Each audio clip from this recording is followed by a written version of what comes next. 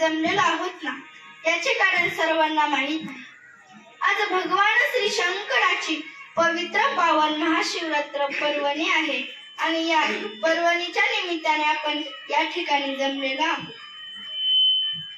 खरं पाहिलं तर महाशिवरात्रीचा उपवास घडणं मोठं भाग्य आहे. भगवान शंकराची उपासना केल्यानंतर काय फळ मिळतं, काय सामर्थ्य प्राप्त होतं आणि कोणता अधिकार प्राप्त होतो, या सगळ्या विषयांचा विचार सांगण्यासाठी मी आज तुमच्या समोर उभी आहे. हा विचार सांगण्याचा माझा तेवढा अधिकार नाही, परंतु माझ्या श्री गुरूंची कृपा, तुम्हा मायबापांच्या कृपेने मी हा विचार आपल्याला सांगू शकतो. यासाठी विश्वमाऊली ज्ञानोबराय ओवीस ना तरी बालक बोबडा बोली, का वाकुडा विचुका पाऊली, ते चोच करुणी माऊली रिझे जेवी. माझ्या सांगण्यात जर काही कमी अधिक झालं ना, तर तुम्हा मायबापांच्या अंतःकरणाने मला माफ कराल अशी अपेक्षा करते आणि माझ्या कीर्तनाला प्रवृत्त होते.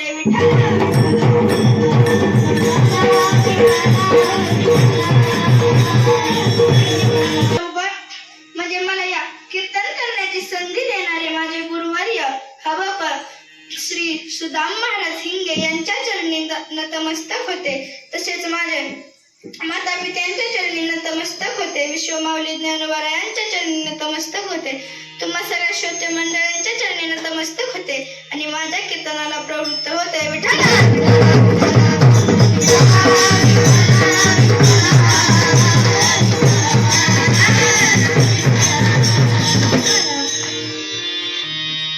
मी आपल्याला वरती 3 गोष्टी सांगितलेल्या आहेत. 1. भगवान शंकराची उपासना केल्यानंतर काय फळ प्राप्त होतं. 2. भगवान शंकराची आराधना केल्यानंतर काय सामर्थ्य प्राप्त होतं. आणि 3. भगवान शंकराची उपासना केल्यानंतर कोणता अधिकार प्राप्त होतो. या सगळ्या विषयांचा विचार सांगण्यासाठी मला काही पूर्व इतिहासांचा आधार घ्यावा लागणार आहे.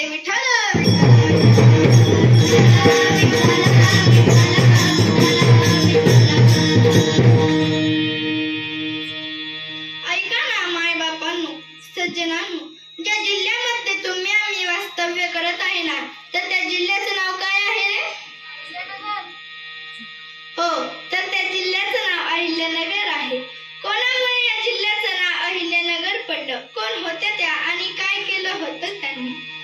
एका धनगर कुळामध्ये जन्माला आलेल्या महान भगवत भक्त होत्या त्या.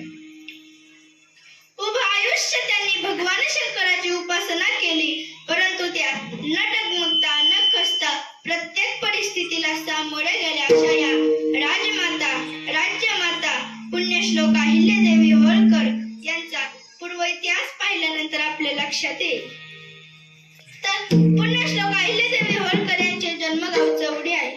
हे आपल्यापासून जवळच आहे. तर या चौडी गावामध्ये त्यांचा जन्म झाला आणि विवाह एका मोठ्या राजघराण्यामध्ये झाला.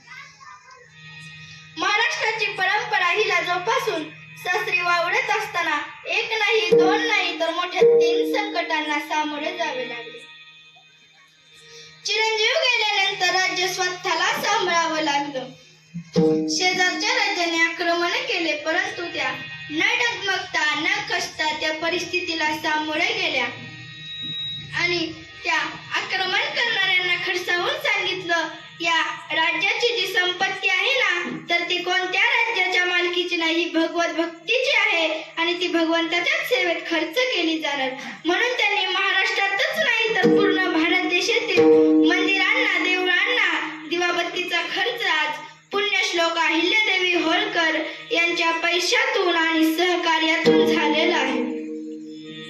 तुम्ही जर कोणी काशी या तीर्थक्षेत्रात गेला ना, तर तिथल्या घाटाचं काम, दिवाबत्तीचा खर्च आज पुण्यश्लोक अहिल्यादेवी होळकर यांनी पुरवलेला आहे. असे अनेक उदाहरणे आपल्याला पाहायला मिळतात. जेथे भगवान शंकराचं वास्तव्य, जेथे भगवान शंकराचे मंदिर आहेत ना, तेथे त्यांनी विशेष लक्ष दिलेले आहे. यावरून हेच कळते की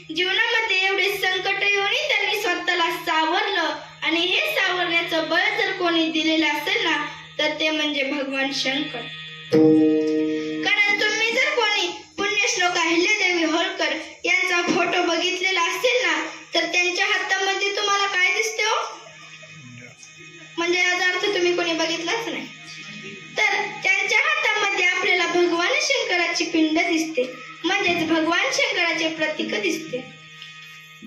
यावरून हेच लक्षात येते की त्या किती मोठ्या शिवभक्त होत्या आणि आपल्या सर्वांचं आराध्य दैवत जर कोणतं असेल ना तर ते म्हणजे भगवान शंकर.